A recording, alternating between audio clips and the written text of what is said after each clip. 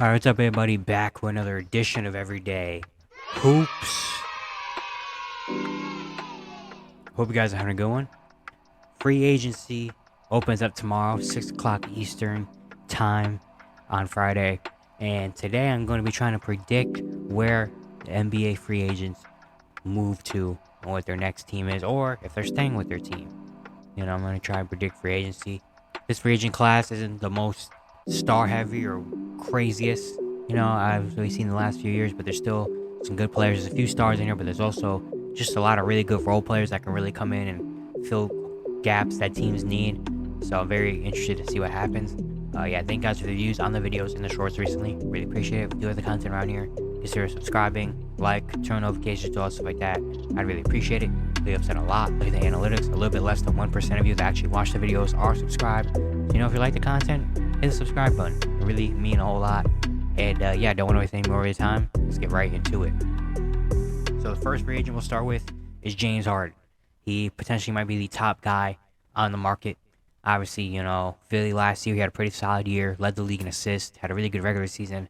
In the playoffs, he had some moments here and there, but ultimately didn't really play that as well as we thought he would.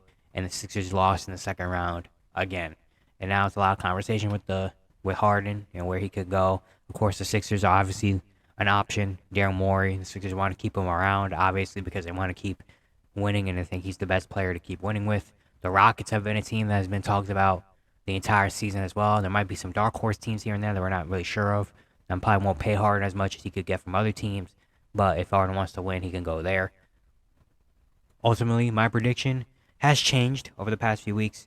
Now, I honestly think he's going to stay in Philly. If you would have asked me this maybe 2-3 weeks ago, I would have said he's going to Houston. I honestly thought after the playoff run, even during the playoff run, and looking how things were kind of shaping out, I thought Houston was just going to be the right move. He's going to get paid to go back there, go back home with the young guys, and just chill out. But now, as I've seen things go down with the Rockets, drafting Amen Thompson, getting Ime Udoka in, trying to get a lot of veteran type players, I just don't think it's happening anymore.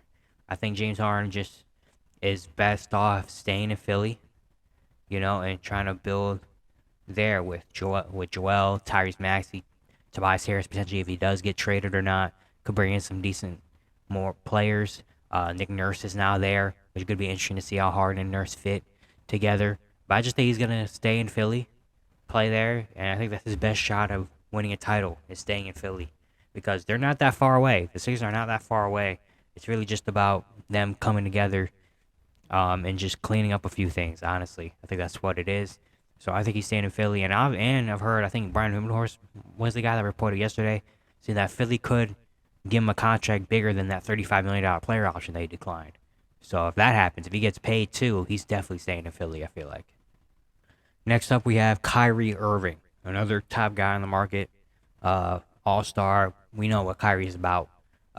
Last year at the trade deadline, he did not get a contract from Brooklyn. He got traded to the Dallas Mavericks, and now he's a free agent, and very interesting talks. Of course, the Mavericks traded for him. They want to keep him around, him and Kyrie Irving together. Mark Cuban, everybody wants to bring him back. Of course, the Lakers have been a team that's been talked about, obviously, even before the trade to the Mavericks, where a lot of people thought after Kyrie requested the trade from Brooklyn, he wanted to go to the Lakers, and that the Lakers want to pair him and LeBron back together again for one more championship ride. Ultimately, my prediction is that he ends up back in Dallas. I just think it makes a lot of sense for him to go back to Dallas. Obviously, he can't go to the Lakers and go with LeBron and AD in them. But I just think the Lakers want to go in a different direction, honestly. And I just think Kyrie can get the most money, which he wants money, obviously. But I think he stays in Dallas. I think it's just what's going to happen. I think Mark Cuban and the Mavericks are the type of team that's going to really try to kind of do whatever it takes to keep Kyrie. And if it means pay him that much money, which he can get a 5-year, $272 million contract at the max, that might be what it has to be for Dallas to go keep him. Obviously, the Mavericks want to keep him on a little bit of a short deal because we know about Kyrie's history, injuries and stuff like that. So Mavericks obviously want to shorten that deal down a little bit. But I think ultimately, whatever it takes, I think the Mavericks are going to be the type of team to do whatever it takes to keep Kyrie around. I think Kyrie would be a fan of that. And I just think he's going to stay with Luka, and the Mavericks are going to try to build that team around those two. Next, we have Draymond Green. I actually made a video about this the other day about Draymond Green's free agency. If you didn't watch it, I'll put a card up here somewhere about it. You can watch it. I talked about all the scenarios he could potentially go to. The Warriors obviously being the first scenario where the Warriors can re-sign him and can stay there. The Kings opened up some money, and they're a very interesting team. I feel like a dark horse team to sign Draymond Green. The Blazers are a team out there because Damian Lillard wants Draymond Green to come to Portland. Detroit has been a team that has money, and Draymond Green's from Detroit, so they're a team that's interested in him. Ultimately, I think he goes back to Golden State, though. I think the Warriors, after the Jordan Poole trade, him and Chris Paul were swapped for each other, and the Warriors were going to get Chris Paul in them. I think that just kind of made it clear that the Warriors want to keep winning, and they want Draymond Green to stay around. Draymond obviously wants to get paid money, and I think the Warriors are going to be the type of team to overpay, maybe. Not overpay, but to give Draymond what he wants. Because I think him, Steph, and Clay is a great tandem. I mean, obviously they won 4 championships together, and I think they're trying to go for one last championship ride. And I think if that means paying Draymond Green, that's what it's going to have to be. So I think, yeah, especially after the Jordan Poole trade, especially with Jordan Poole and Draymond, what they've been through together last year, I think them picking they kind of picked Draymond over Jordan Poole. That's what it showed in that trade, and I think Draymond's going back to Golden State. Next up, we have Fred VanVleet. VanVleet declined his player option. He's going to be a free agent, and with all the things that have happened in Toronto recently, they have a new coach. They're in a weird direction where at first they didn't know if they wanted to rebuild or not, but now it looks like they're probably going to stay in like this weird mode of like they want to keep Pascal and OG and they want to continue to win. And I think Fred VanVleet is probably out of there. I think it's time for Fred VanVleet to leave Toronto. Of course, Toronto was the team that gave him the chance as an undrafted player. He won a championship there, made an all-star team a few years ago. But I just think it's time that Fred VanVleet wants to move on from Toronto. And ultimately, my prediction is that he ends up in Houston. I think Houston's the type of team that could use a Fred VanVleet. Obviously, they want to bring in veterans. They have almost $60 million in cap space that they got to use. And I think Fred VanVleet's the perfect option there. He's a guy that, of course, is a point guard, kind of needs the ball, but also is a dude that's not going to be overbearing with the ball. And I think because of his experience, he's won championship, and he made an all-star team. He can kind of help the guys like Amen Thompson and Kevin Porter and Jalen Green really develop to the next level. And he's a dude that, yeah, I think he's just a good fit in Houston. And there's reports that the Rockets potentially could be giving Fred VanVleet a shorter deal with a lot of money, potentially $40 million a year, a 2-year, $85 million deal to kind of spend that money, but also bring Fred VanVleet in now for a long-term deal, especially because Fred VanVleet said he wants about $30 million. I think the Rockets are the team that's going to pay VanVleet a lot to try to come in there, especially if they miss out on James Harden and go in and try to be a veteran point guard for this team. So I think Fred VanVleet to the Rockets just makes sense. Next, we have Khris Middleton. Middleton declined a $40 million player option. He'll be a free agent. A lot of speculation. But ultimately, I'm going to make this one quick. I think he's going back to Milwaukee. I think he declined that $40 million because the last year he's had knee problems and injury history. And I think the injuries might be starting to hit, especially as he's now 32 years old. I think he's trying to just go in for a longer-term deal. The most I think he can make up to a 5-year, I want to say $272 million deal at the max with the Bucks. But I don't think he's going to get that much crazy money. I think now he just wants to have a longer-term deal and stay in Milwaukee. I think it'll just be kind of, there's nowhere else really for him to play where like he plays like than Milwaukee. I think it's just, he's staying there. He just wants a longer-term deal. And next we have his teammate, Brook Lopez. Or is he going to still be his teammate? Who knows? He's also a free agent. Even though he is 35 years old, he's probably played some of the best basketball of his career, which is crazy to say. He's just a center that every team would kind of want. His rim protecting has gone amazing. One of the better rim protectors in the league last year.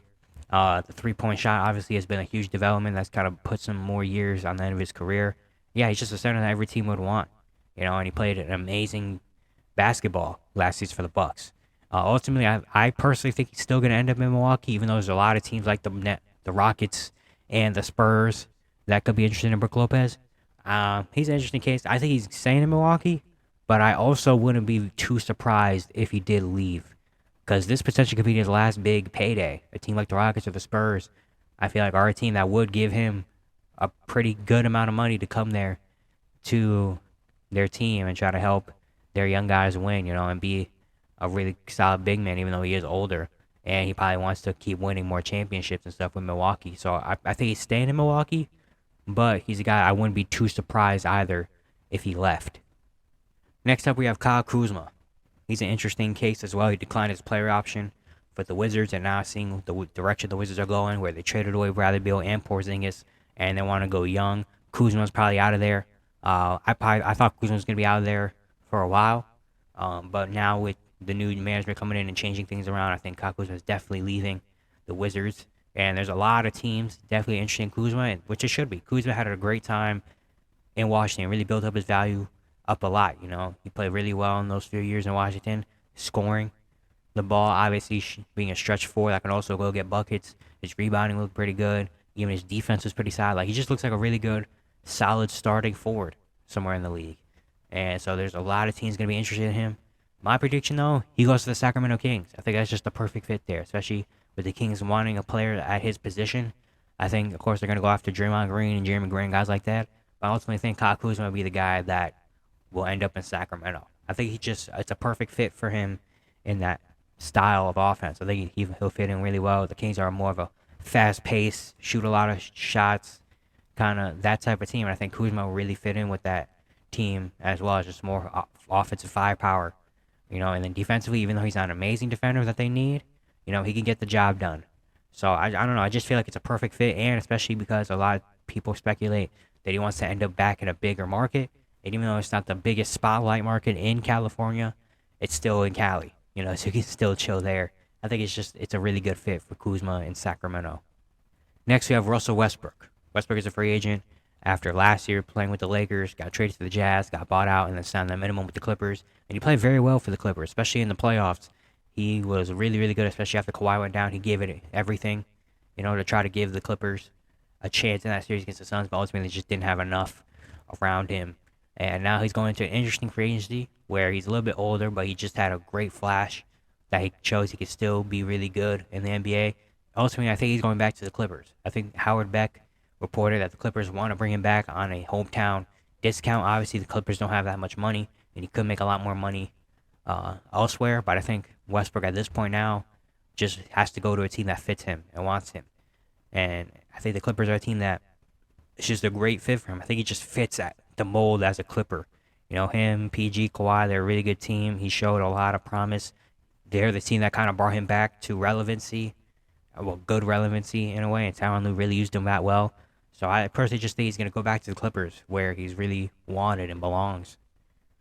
Next, we have D'Angelo Russell. He's a very interesting case. Last year, he got traded from Minnesota to the Lakers. Had some good regular season moments, but in the playoffs, did not play that well, especially in the Nuggets series where he got swept. He did not do much, lost his starting job for the last game of that series.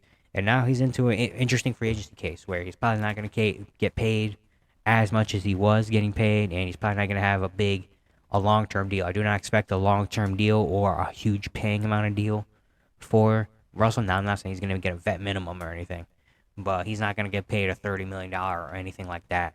So I think it's going to be interesting to see where he ends up in free agency. Obviously, the Lakers aren't out of the question, even though a lot of Laker fans don't want him back. But, of course, the Lakers are an option. There's some other teams that need point guard play as well. But ultimately, I'm going to throw in a wild one. I think the Toronto Raptors will be a team that's interested in D'Angelo Russell. The Raptors, especially if Fred VanVleet leads, they're not going to have a point guard. Their starting point guard is going to be, Delano Banton? Give me the starting point guard? I don't know. Shout out Delano Banton. That's my twin. But I don't think that's, a thing for him. So I think the Raptors taking a shot at D'Angelo Russell will be solid. They want to, of course, keep winning. They have OG, Pascal, Scotty. It depends on what Jakob Poeltl's going to do in free agency. But they have a solid team. Gary Trent's coming back. So I think all they really need is a solid point guard. And D'Angelo Russell provides that solid point guard play. Especially where he's already got guys like Pascal and OG that are going to probably take a lot more than him. D'Angelo's he's not going to have to come in and have a big load offensively. He's just going to have to kind of play within the offensive playmaking stuff. And he kind of fits in with the Raptors system as a longer, taller point guard that can do different things. So I don't know. I think the Raptors are going to be a type of team where I don't think D'Angelo's going to get signed on the first day or the first hour of free agency. The Raptors are going to wait out a little bit and be like, you know what, D'Lo? No one wants you, but we'll be the team to take you on and give you a shot. Here you go. And I think he'll just go to Toronto. I don't know. I just see him in that system. Next, we have Jerami Grant. He had a pretty solid year with the Portland Trailblazers, and now he's up for a big money, obviously, if he stays in Portland, but he can also go to other teams.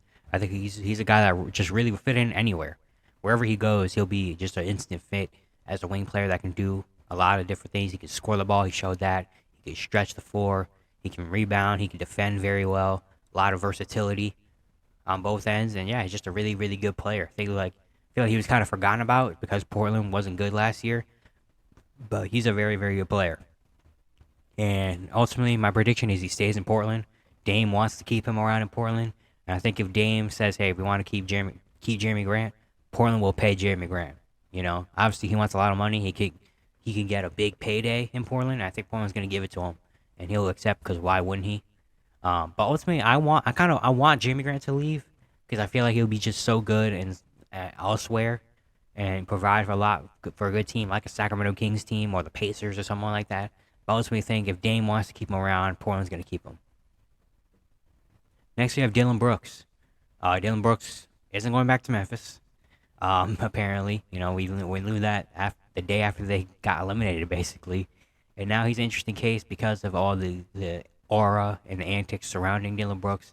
But at the end of the day, he's still a very solid player. Still one of the better wing defenders in the league. And his shooting ability is very solid. As long as you can kind of tone down the shot selection or the shot attempts. Obviously, he could be a decent shooter. And then defensively as well, he can bring a lot to a lot of different teams. And so he's a very interesting case. The Rockets have been a team obviously linked to him.